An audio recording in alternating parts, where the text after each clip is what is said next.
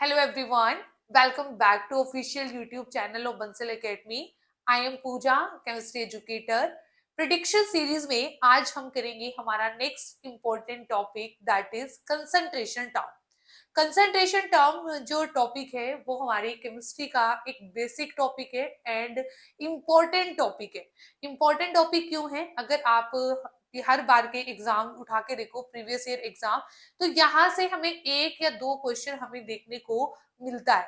अब अगर हम बात करें हमारे 2023 वाले एग्जाम की, तो उस एग्जाम में भी यहाँ से दो क्वेश्चन हमें हमारे पास आए थे.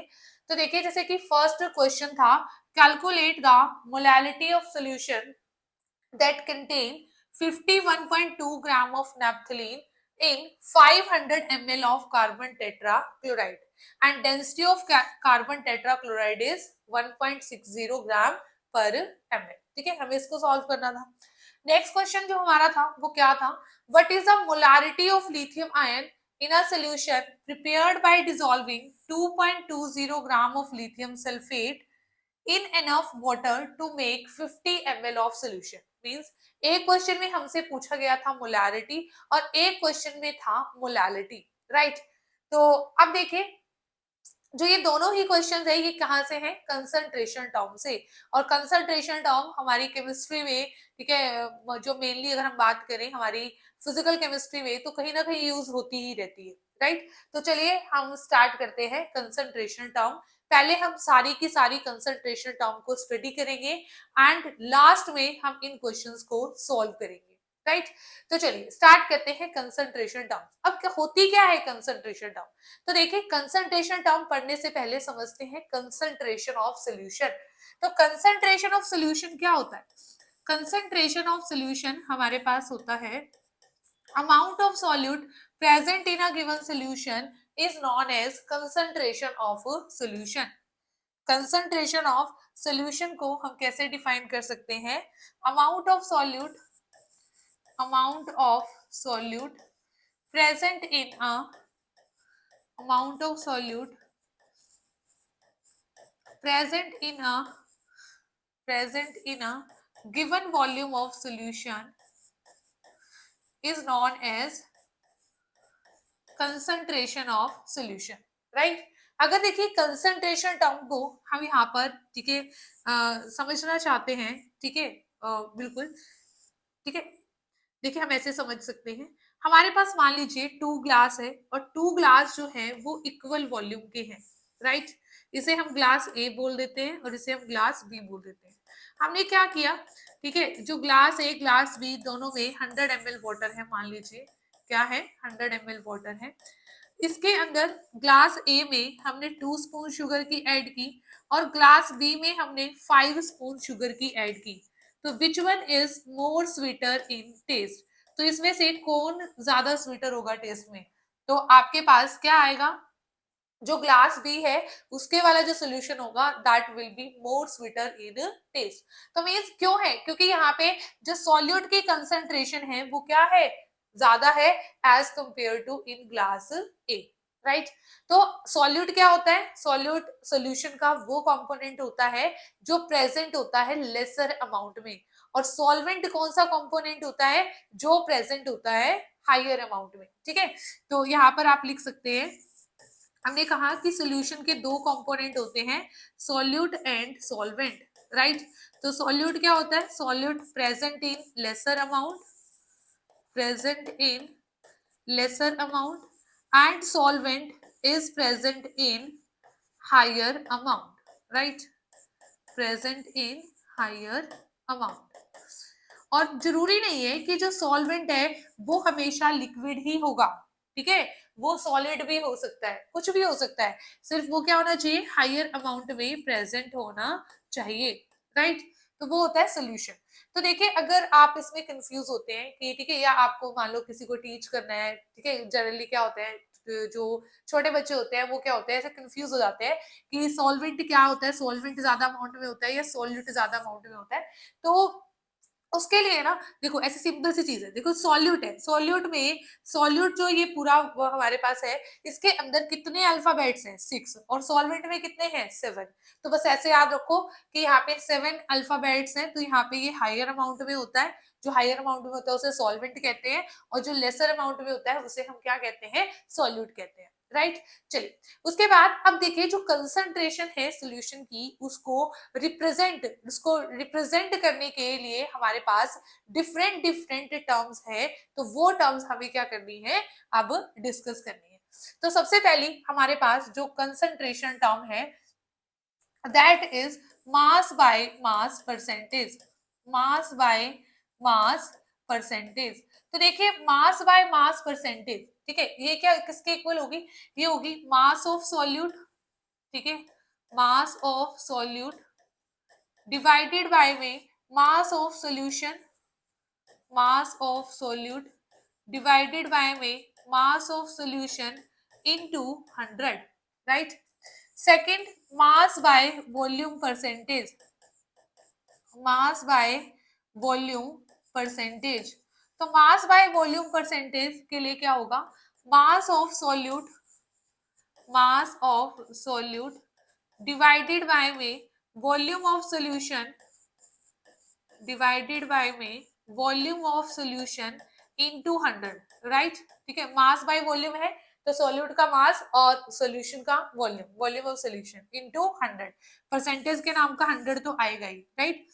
थर्ड क्या है, volume by volume percentage, volume by volume percentage, right. इसको ऐसे लिख देते हैं, देखो वॉल्यूम बाय वॉल्यूम परसेंटेज, ये mass by volume percentage, and this is, ठीक है, ऐसे W by W, mass by mass percentage. तो यहाँ पे हमारे पास क्या आएगा, वॉल्यूम ऑफ सॉल्यूट अपॉन में volume of solution, volume of solution into 100, right, into 100। तो ये 3 टर्म्स हो गई हमारे पास। उसके बाद फोर्थ टर्म जो हमारे पास आती है, that is mole fraction, mole fraction. तो देखिए जो मोल फ्रैक्शन है उसे हम रिप्रेजेंट करते हैं एक्स से, ठीक है, मोल फ्रैक्शन को हम रिप्रेजेंट करते हैं एक्स से। तो हम यहाँ पर ना मोल फ्रैक्शन सॉल्यूट की फाइंड आउट करते हैं और मोल फ्रैक्शन सॉल्वेंट की फाइंड आउट करते हैं, राइट। तो यहाँ पर देखिए हम लिख रहे हैं मोल fraction of solvent, mole fraction of solvent, इसको हमने डिनोट किया x1 से, राइट। जहां पे भी सॉल्वेंट वाला कंपोनेंट आएगा ना, कुछ भी आएगा जैसे कि मोलर मास ऑफ सॉल्वेंट, या फिर आपके पास given mass of solvent, volume of, ठीक है, तो वहां पे ना हम 1 यहाँ पर यूज करेंगे, जो ये हमारे पास है ना, ठीक है, यहाँ पर सबस्क्रिप्ट, तो उसके लिए 1 यूज करेंगे हम, और सॉल्यूट के लिए 2 यूज करेंगे हमेशा, ठीक है। तो उसके बाद हमारे पास मोल फ्रैक्शन ऑफ सोल्यूट, तो उसे हम किससे रिप्रेजेंट करेंगे, मोल फ्रैक्शन ऑफ सोल्यूट को x2 से, राइट। अब देखिए तो मोल फ्रैक्शन ऑफ जो हमारे पास सॉल्वेंट होती है वो क्या होती है, number of moles of solvent, number of moles of solvent divided by में total number of moles. Total number of moles का मीनिंग क्या है कि moles of solvent plus moles of solute, right. तो यहाँ पे आ जाएगा मोल्स ऑफ सॉल्यूट प्लस में moles of solvent, right, moles of solvent.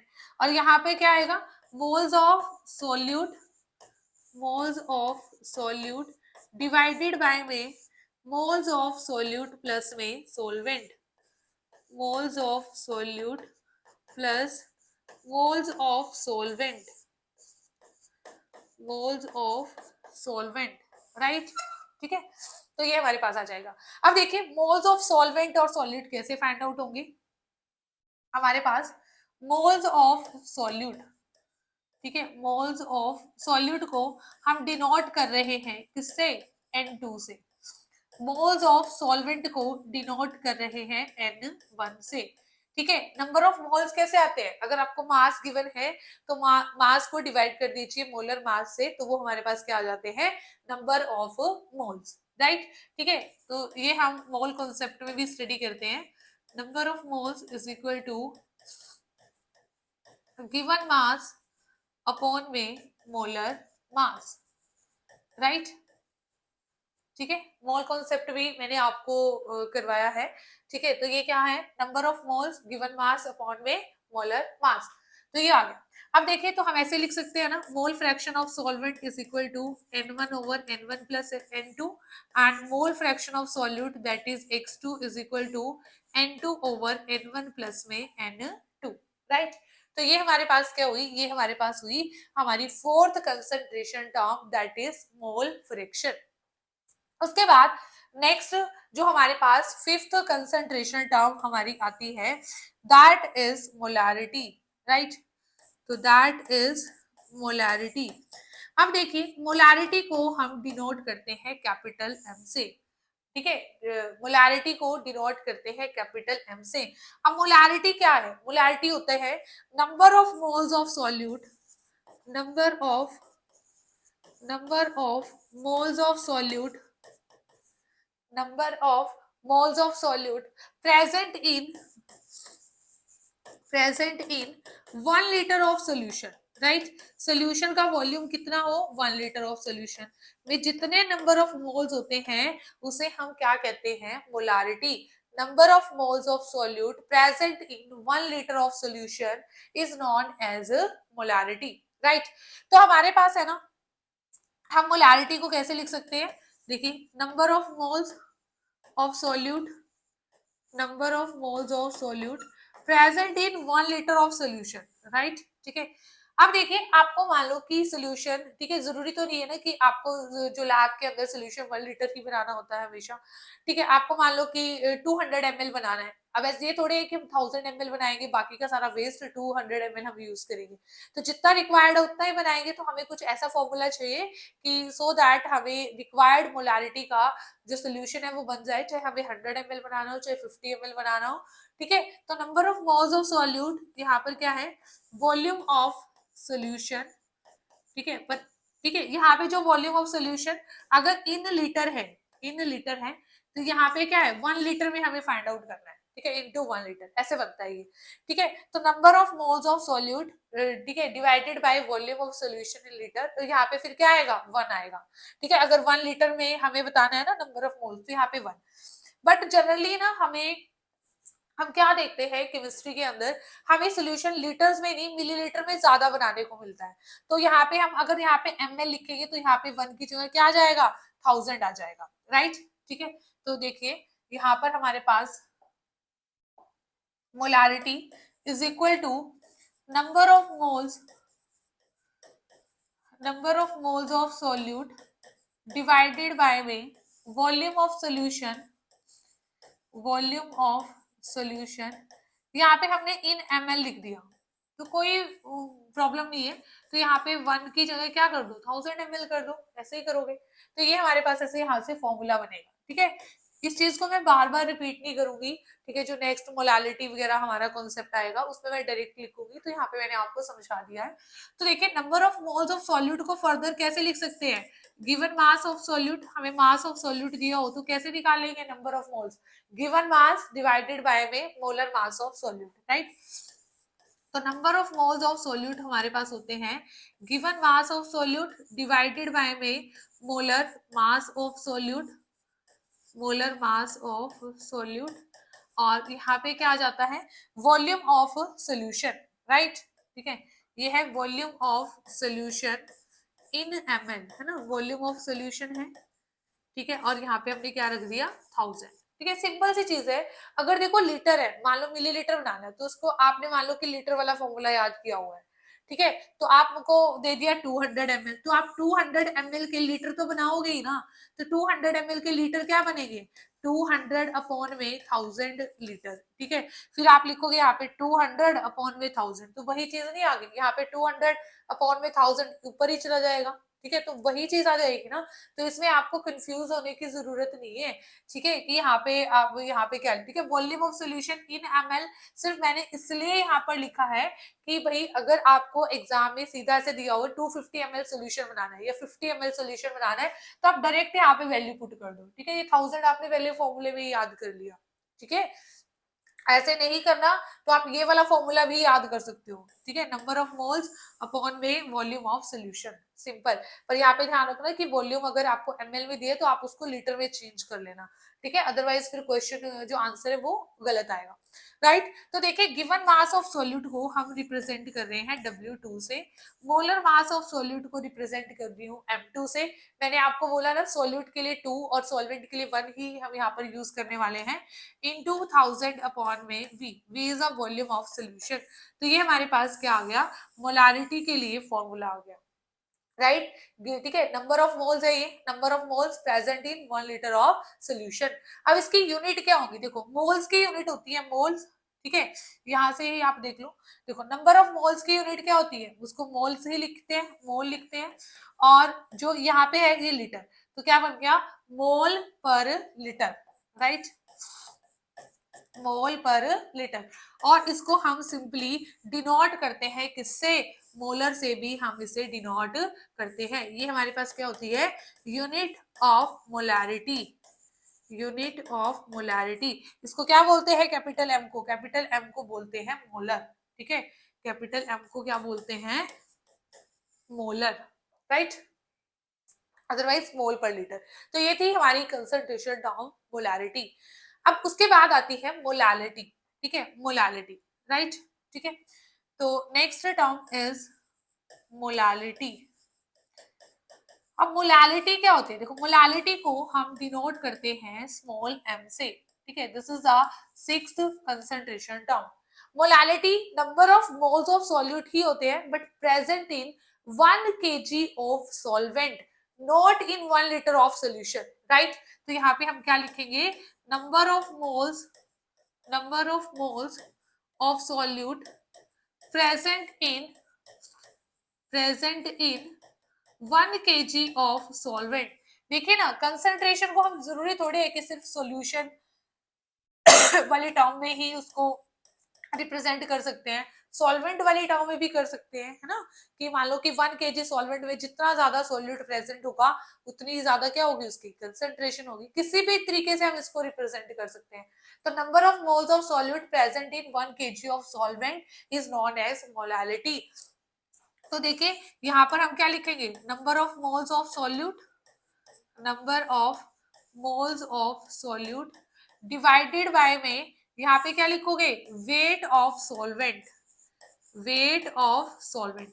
अगर हमने यहाँ पर इन केजी है, ठीक है, इन केजी, तो यहाँ पे तो ये 1 ही है, मतलब ये इन केजी है।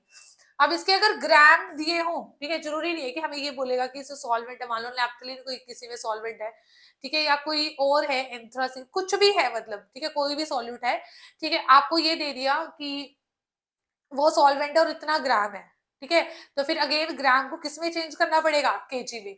अगर आप ग्राम में चेंज करोगे तो हमारे पास यहाँ पर क्या बन जाएगा, यहाँ पे 1000 आ जाएगा, राइट, यहाँ पर क्या आ जाएगा, 1000 आ जाएगा। Number of moles of solvent divided by weight of solvent, जिसे हम डिनोट करेंगे W1 से। ये मोलर मास नहीं है सॉल्वेंट का, अगर मोलर मास होता सॉल्वेंट का तो M1 से डिनोट करते, इनटू में यहाँ पर 1000 लिख लीजिए, ठीक है। और ये वेट ऑफ सॉल्वेंट, ये हमने तब फॉर्मूला लिखा है क्योंकि जनरली हमें ना ग्राम में दिया होता है, ठीक है, ये है किलोग्राम में, ये नहीं सोचना कि ये किलोग्राम ग्राम बन गया अब यूनिट में ग्राम आएगा, नहीं, यूनिट में किलोग्राम ही भाई, ये जो ग्राम अपॉन ये 1000 हमने किया है, ये पूरा, ये पूरा क्या है, ये पूरा का पूरा हमारे पास केजी है, ये केजी को ये डिनोट कर रहा है, राइट, ठीक है। तो यहाँ पे यूनिट्स में कंफ्यूज आपको नहीं होना है, राइट। चलिए उसके बाद है ना हमारे पास यहाँ पर क्या आता है, देखिए ध्यान से, number of moles of solute कैसे लिख सकते हैं, W2 bye M2 into 1000 upon में W1, वेट ऑफ सॉल्वेंट। तो ये क्या हो गया हमारे पास, मोलालिटी, ठीक है, आपको ग्राम में दिया हुआ है यहाँ पर मास, तो W1 इन ग्राम, मतलब यहाँ पे वैल्यू पुट कीजिए, आपका क्या आ जाएगा, आंसर आ जाएगा मोलालिटी का। अब मोलालिटी की यूनिट्स क्या होते हैं, मोलालिटी की यूनिट्स देखो, number of moles of solvent, moles, ठीक है, मोल्स, और यहाँ पे क्या है, पर केजी है, ठीक है, यहाँ पे तो मोल्स को मोल्स से ही हम यहाँ पर क्या करते हैं, रिप्रेजेंट करते हैं, राइट। और यहाँ पे इसकी यूनिट क्या आ जाएगी, पर केजी, ठीक है, तो मोल्स पर केजी, तो आपको यहाँ से भी पता चल जाता है, ठीक है, पर केजी ऑफ सॉल्वेंट, ठीक है, number of moles present in per kg of solvent is known as molality. तो इसकी और हम क्या लिखते हैं, स्मॉल एम से रिप्रेजेंट करते हैं। स्मॉल एम को क्या बोला जाता है, मोलल, ठीक है, स्मॉल एम को क्या बोला जाता है, मोलल, ठीक है। चलिए, तो ये हमारे पास हुई हमारी sixth concentration term, that is molality. इसके बाद हम स्टडी करते हैं नॉर्मेलिटी। और नॉर्मेलिटी को स्टडी करने से पहले, ठीक है, मैं आपको एक यहाँ पर इंफॉर्मेशन दे दूं कि जो केवीएस एनवीएस के जो बैचेस है बंसल एकेडमी में वो स्टार्ट हो चुके हैं। और जो आपके क्लासेस का जो पैटर्न रहता है वो ये रहता है, डेली क्लास आपको प्लस उसके नोट्स प्रोवाइड करवाए जाते हैं। क्लास नोट्स आपके अलग से रहते हैं, और जो आपको ठीक है हार्ड कॉपी की फॉर्म में जो नोट्स दिए जाते हैं बुक्स की फॉर्म में, वो भी आपको नोट्स अवेलेबल रहते हैं। उसके बाद जो मेन है वो है डेली टेस्ट, ठीक है, जैसे कि आपका आज की क्लास में जितना टॉपिक कंप्लीट हुआ उसी से रिलेटेड टेस्ट आपको डेली वहां पर मिलता है। और वो उसकी जो अच्छी बात है वो ये है, वो विद टाइमर होता है, एंड वहां से आप अपना रैंक भी प्रिडिक्ट कर सकते हैं। ओके और अगर है ना, मान लीजिए आप, ठीक है, कोई स्टूडेंट, किसी स्टूडेंट को ये है कि सिर्फ हमें टीयर 1 के लिए एनरोल करना है, तो वो ओनली टीयर 1 के लिए भी एनरोल कर सकते हैं, ओनली फॉर टीयर 1। तो ओनली टीयर 1 के लिए भी जो बैच है, ठीक है, वो स्टार्ट हो चुका है। एंड उसमें भी हमारे पास क्या रहता है, daily classes, books, daily test, और वहां पे भी आप रैंक प्रिडिक्ट कर सकते हैं, राइट। तो ठीक है, इसके बाद अब हम कंटिन्यू करते हैं जी हमारी टर्म्स, कंसंट्रेशन टर्म, ठीक है। यहाँ पे जैसे मोलालिटी हमने पढ़ी, अब हम क्या पढ़ेंगे, नॉर्मेलिटी, राइट। चलिए, next term is normality. Normality, normality को हम डिनोट करते हैं कैपिटल एन से। नॉर्मेलिटी को डिनोट करते हैं कैपिटल एन से। तो नॉर्मेलिटी क्या होती है, नॉर्मेलिटी होती है number of gram equivalents present in 1 litre of solution, ठीक है। Normality is number of gram equivalents, number of gram equivalents present in 1 litre of solution. अब देखिए, यहाँ पे है नंबर ऑफ ग्राम इक्विवेलेंट, ठीक है। तो ग्राम इक्विवेलेंट पर लीटर किसकी यूनिट होगी, नॉर्मेलिटी की, और नॉर्मल भी हो, ठीक है, नॉर्मल भी हम इसे बोलते हैं। तो नॉर्मेलिटी हमारे पास है number of gram equivalent, number of gram equivalent divided by में वॉल्यूम ऑफ सॉल्यूशन, ठीक है, वही हमें लीटर में लेना है। यहाँ पे अगर ml दिया हो तो यहाँ पे क्या लगा देंगे, 1000, राइट। अब नंबर ऑफ ग्राम इक्विवेलेंट्स क्या होते हैं, ठीक है, मैं यहाँ पे डायरेक्ट फॉर्मूला लिखूंगी, एक साइड में आपको समझा देती हूँ कि नंबर ऑफ ग्राम इक्विवेलेंट्स होते क्या हैं, ठीक है, क्योंकि इंपॉर्टेंट है, काफी जगह यूज होता है। तो देखिए, नंबर ऑफ ग्राम इक्विवेलेंट हमारे पास होते हैं, जैसे वहां पे क्या था, नंबर ऑफ मोल्स था, उससे रिलेट करके पढ़ाती हूँ आपको। नंबर ऑफ मोल्स क्या था, गिवन मास अपॉन में मोलर मास, और नंबर ऑफ ग्राम इक्विवेलेंट क्या होगा, गिवन मास अपॉन में equivalent mass, given mass upon में इक्विवेलेंट मास,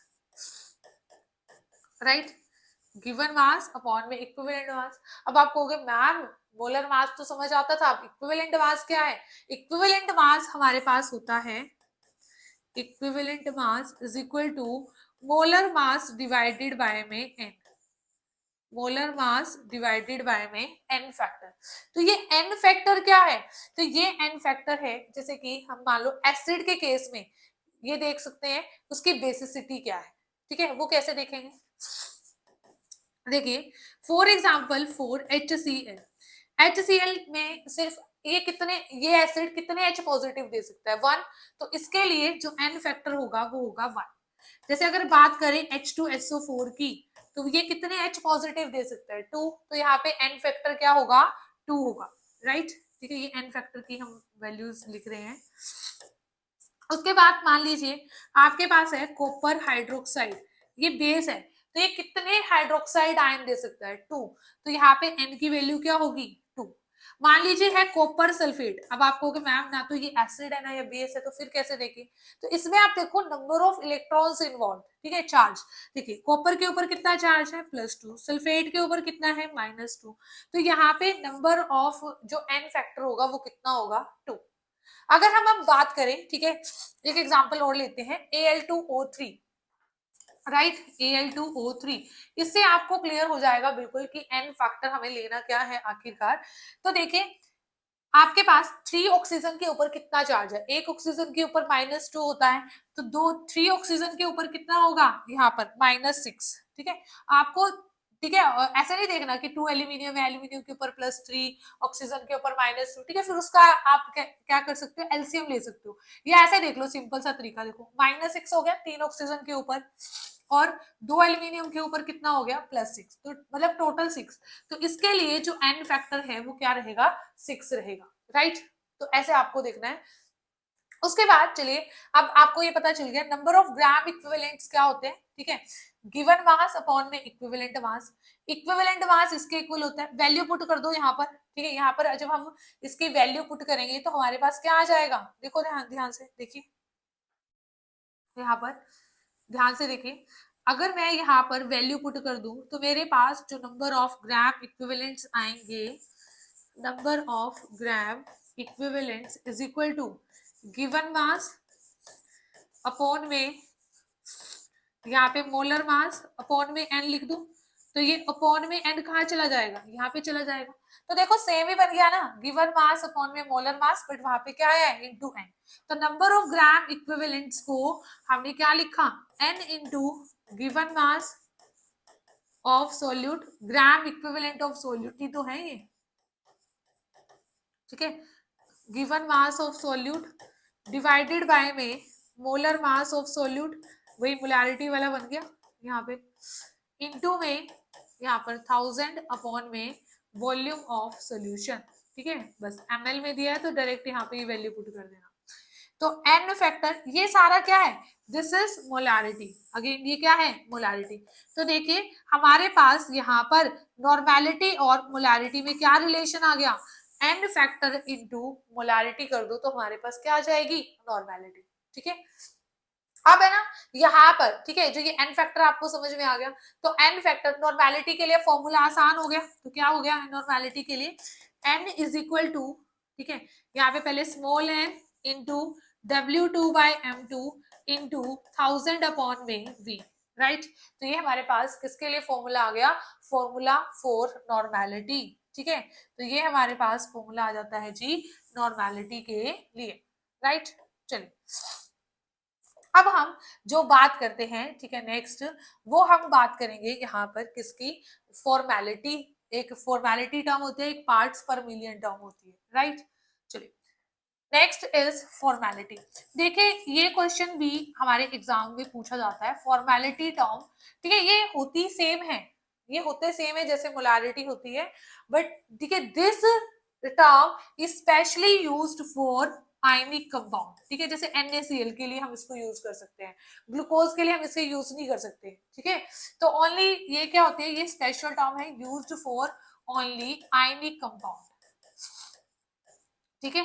तो बस इसका क्वेश्चन भी ऐसे ही पूछा जाता है कि आयनिक कंपाउंड के लिए कौन सी टर्म यूज की जा सकती है, फॉर्मेलिटी। ऐसा नहीं है कि आयनिक कंपाउंड जैसे NaCl उसके लिए मोलैरिटी यूज नहीं कर सकते, कर सकते हैं, बट फॉर्मेलिटी सिर्फ आयनिक के लिए कर सकते हैं, कोवेलेंट के लिए यूज नहीं करते, राइट। चलिए तो ये हमारी 8th कंसंट्रेशन टर्म है। उसके बाद 9th आती है पार्ट्स पर मिलियन, ठीक है भाई। अभी रिसेंट एग्जाम जितने हो रहे हैं, ठीक है, जितने भी स्टेट्स में हो रहे हैं, तो यहाँ से पीपीएम का के ऊपर भी हमारा क्वेश्चन बनता है पार्ट्स पर मिलियन। तो पार्ट्स पर मिलियन जैसे परसेंटेज होती है ना, परसेंटेज का मीनिंग क्या होता है, 100 में से, है ना। तो पर मिलियन का मतलब क्या होता है, 1 मिलियन में से, ठीक है। तो पार्ट्स पर मिलियन हमारे पास होता है is equal to mass of solute, mass of solute divided by में mass of solution into 10 की पावर 6 into 10 की पावर 6, ठीक है। 1 मिलियन क्या होता है, 10 की पावर 6। तो ये हमारे पास होता है पार्ट्स पर मिलियन, राइट। तो इस तरीके से ये हमारे पास क्या है, कंसंट्रेशन टर्म्स हैं। अब देखिए कंसंट्रेशन टर्म के साथ हमारे पास एक इक्वेशन होती है डाइल्यूशन इक्वेशन, ठीक है, डाइल्यूशन इक्वेशन। तो डाइल्यूशन इक्वेशन क्या होती है, ये होती है N1V1 is equal to N2V2 और you can use M1V1 is equal to M2V2। अब ये कहाँ पे यूज होती है, ये पता है किस टाइप के क्वेश्चन में यूज होती है। अभी मैं आपको एक क्वेश्चन लिख के दिखाती हूँ एंड ठीक है, वहां पे हमारी जो ये टर्म है वो क्या होती है, यहाँ पर यूज होती है। तो देखिए मान लीजिए आपको ऐसे दिया गया है कि ठीक है, व्हाट वॉल्यूम ऑफ 0.2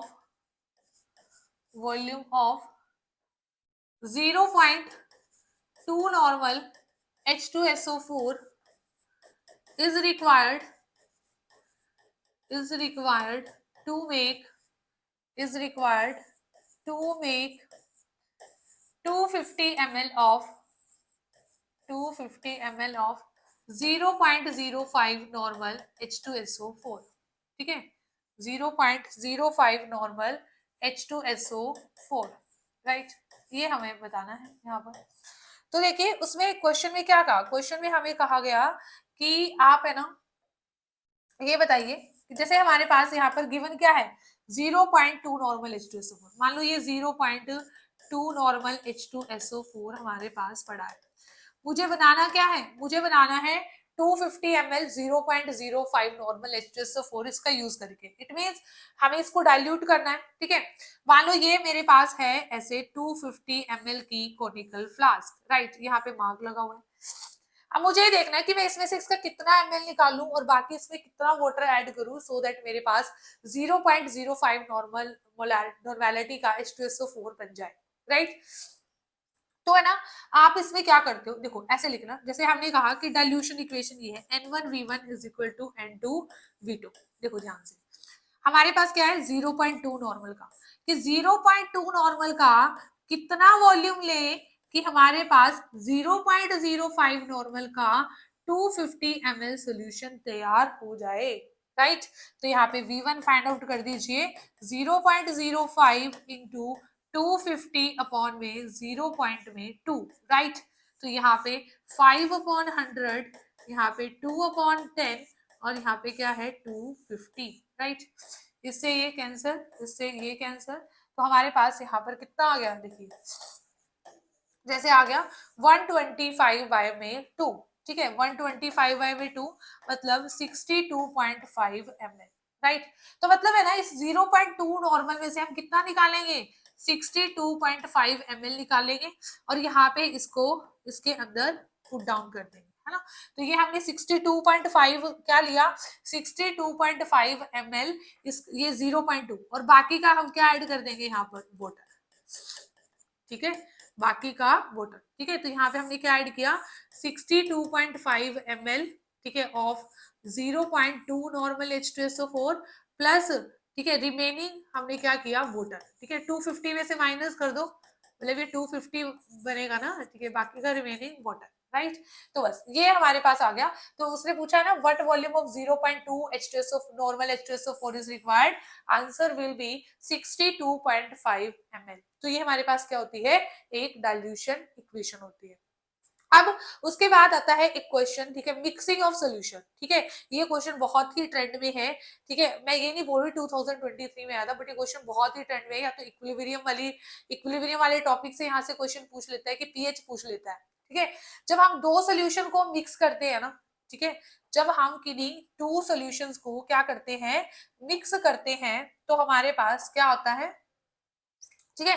तब हम नॉर्मेलिटी कैसे निकालनी है, ठीक है। तो आप लिखिए ठीक है, in case of mixing of solution, in case of mixing of solution, ठीक है।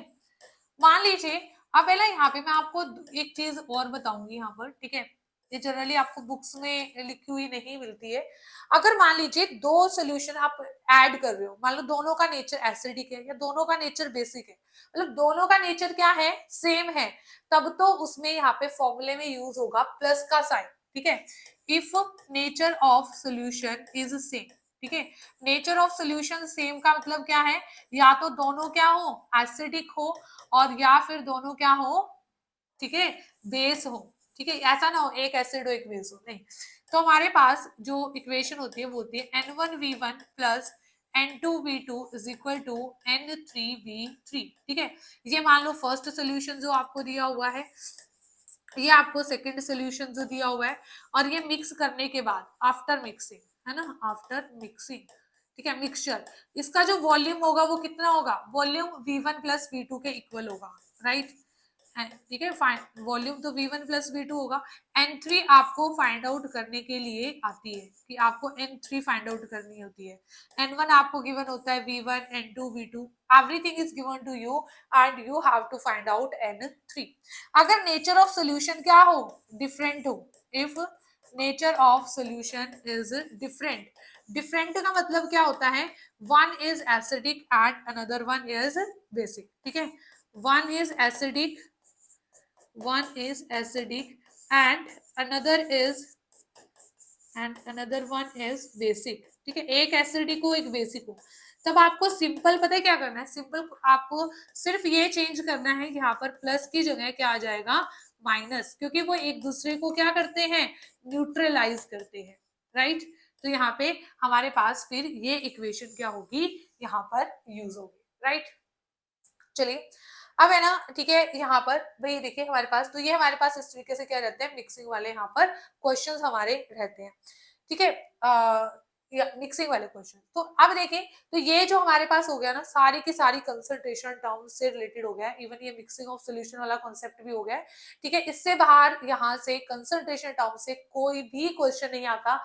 आप कहीं पे भी कोई भी एग्जाम उठा के देख लीजिए, जो क्वेश्चन है कंसंट्रेशन टर्म से रिलेटेड, इससे बाहर नहीं पूछा जाएगा। ठीक है, एंड अगर आपको, ठीक है, कोई भी जैसे बैचेस के बारे में कोई भी आपको क्वेरी करनी है, ठीक है, किसी भी चीज के लिए, टीयर 1 के लिए, टीयर 2 एग्जाम के लिए, तो आप इन गिवन नंबर पर कॉल कर सकते हैं और अपनी जो क्वेरी है वो कर सकते हैं। तो चलिए, अब हम सॉल्व करते हैं हमारे वो क्वेश्चंस, ठीक है, जो हमने मैंने आपको कहा था कि प्रीवियस ईयर क्वेश्चंस है, और वो हम क्या करेंगे, अभी सॉल्व करेंगे आफ्टर क्लास। चलिए, अब क्वेश्चन हम अब हमारा स्टार्ट करते हैं। देखिए, क्वेश्चन था, calculate the molality of solution that contain 51.2 gram of naphthalene in 500 ml carbon tetrachloride. The density of CCl4 is 1.60 gram per ml, right। तो देखिए, यहाँ पे हमें मोलालिटी निकालनी है, राइट। मोलालिटी का भी मैंने फॉर्मूला क्या लिखा, mass of solute divided by molar mass of solution into 1000 upon वे, यहाँ पे हमारे पास क्या है, weight of solvent, right. W1 is the weight of solvent. अब देखिए, जो वेट ऑफ सॉल्वेंट है वो हम कैसे यहाँ पर यूज करेंगे। अब हमारे पास जो, ठीक है, यहाँ पे है W1 is wait of solvent, but हमारे पास तो क्या दिया हुआ है, हमारे पास दिया हुआ है वॉल्यूम ऑफ सॉल्वेंट, राइट। तो पहले तो ना जो जो चीजें आपको दी हुई है ना, वो चीज आप लिख लीजिए। वॉल्यूम ऑफ सॉल्वेंट हमें दिया हुआ है 500 ml, राइट। उसके बाद हमें क्या दिया हुआ है, डेंसिटी दी हुई है, density of solvent, right. Density of solvent है 1.60 ग्राम पर ml। तो यहाँ से हम मास ऑफ सॉल्वेंट फाइंड आउट कर सकते हैं, क्योंकि बाकी चीजें तो हमारे पास है ना। यहाँ पे स्मॉल m है ये, ठीक है। मोलालिटी लिखा हो, मोलालिटी का ही आंसर है ये, बस सोच रहे हैं मोलर का आंसर है, ठीक है। अब देखिए, given mass of solvent solute कितना है, 51.2 ग्राम, 51.2 ग्राम। जो मोलर मास है नैप्थलीन का वो कितना है, molar mass of naphthalene, naphthalene हमारा सॉल्यूट है ना, तो मोलर मास फाइंड आउट कर लेते हैं। देखिए, यहाँ पे 10 कार्बन है ना, तो 10 इंटू 12 प्लस 1 इंटू 8, तो हमारे पास कितना आ गया, 120 प्लस में 8, दैट इज 128 ग्राम पर मोल। ये ग्राम पर मोल होती है हमेशा मोलर मास की यूनिट, कभी ग्राम मत लिखना गलती से, ठीक है। तो देखिए, गिवन मास यहाँ पे ग्राम, ठीक है, यूनिट्स भी के साथ बताती हूँ मैं आपको। मोलर मास 128 ग्राम पर मोल इनटू 1000 अपॉन में W1 कहाँ से आएगा, W1 हमारे पास है weight of solvent, weight of solvent ये हमें चाहिए, तो ये आएगा डेंसिटी और वॉल्यूम इसकी हेल्प से। तो देखिए density is equal to mass upon में वॉल्यूम, तो डेंसिटी कितनी है 1.60 ग्राम पर ml, और मास हमारे पास हमें निकालना है, तो वॉल्यूम कितना दिया हुआ है, वॉल्यूम हमें दिया हुआ है यहाँ पर 500 ml, राइट 500 ml। तो हमारे पास जो मास है 1.60 ग्राम पर ml इंटू 500, राइट। तो यहाँ पे है 1.60 ये 100 इंटू 500, ठीक है, ये ml है, तो ml और पर ml ये कैंसिल हो गए, तो यहाँ पर ग्राम में आंसर आ जाएगा। तो देखिए हमारे पास कितना आंसर आ गया यहाँ पर 800 ग्राम, ठीक है, देख लीजिए ध्यान से 800 ग्राम। तो यहाँ पे हमने 800 क्या कर दिया, यहाँ पर पुट कर दिया, राइट। अब यहाँ पर देखिए हमारे पास यहाँ पर, ठीक है, जो इससे ये कैंसिल हो गया, ठीक है, 51 512 अपॉन में 10, यहाँ पर है 128, यहाँ पर है 8, यहाँ पर है 10, राइट। अब देखिए यहाँ पर, ठीक है, ये 10 से 10 कैंसिल, यहाँ पे 2 4 जा 8, ठीक है, 2 2 जा 4, 2 5 जा 10, ऐसे हो जाएगा।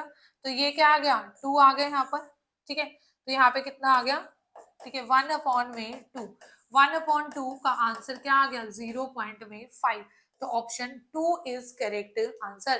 तो हमारे पास जो मोलालिटी ऑफ सॉल्यूशन आएगी दैट इज 0.5 मोलर, ठीक है। यहाँ पे देखो ये ऐसे ही मेंशन था बट ये स्मॉल m है, नॉट, ठीक है, यहाँ पर कैपिटल M नहीं होना चाहिए था, ये थोड़ा मिस्टेक हो जाती है कई बार, है ना। उसके बाद है हमारे पास next what is the molarity. देखो यहाँ पे ना मोलारिटी क्यों नहीं हो सकता था, मोलारिटी हो ही सकता था, यहाँ पे डेंसिटी वगैरह कुछ भी गिवन नहीं है। तो अब देखिए 2.20 ग्राम ऑफ लिथियम सल्फेट, तो यहाँ पर जो मास ऑफ सोल्यूट आपको दे रखा है W2 is 2.20 gram, right.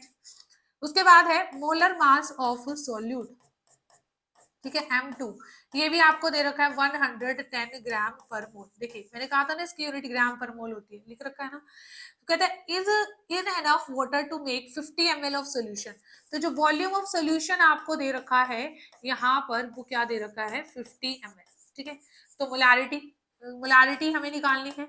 Molarity के लिए फॉर्मूला क्या होता है, मोलारिटी के लिए फॉर्मूला होता है W2/M2 इंटू 1000 अपॉन में V, राइट, 1000 अपॉन में V। तो W2 is 2.20 gram, M2 is 110 into 1000 upon में जो वॉल्यूम है वो कितना हो गया 50 ml।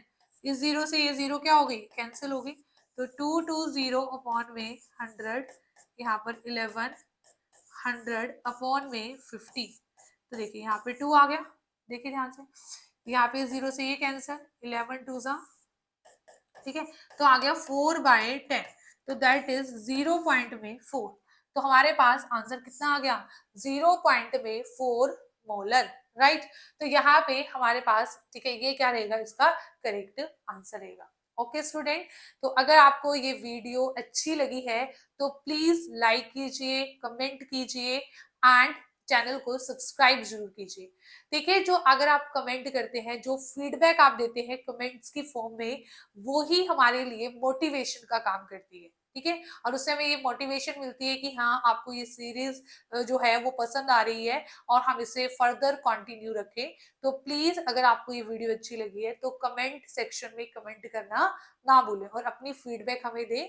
तो thank you for watching and happy learning, all the best.